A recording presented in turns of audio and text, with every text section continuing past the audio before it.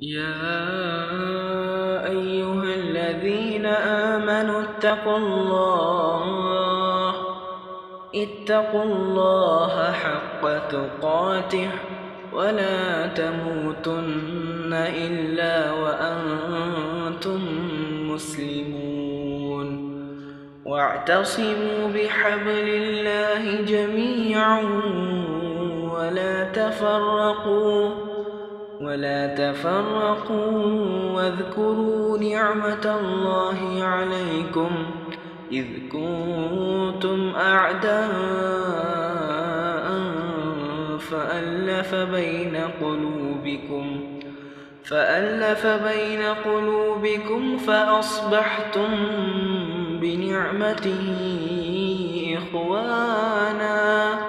وكنتم على شفا حفرة من النار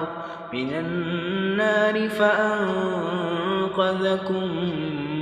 منها كذلك يبين الله لكم آياته لعلكم تهتدون.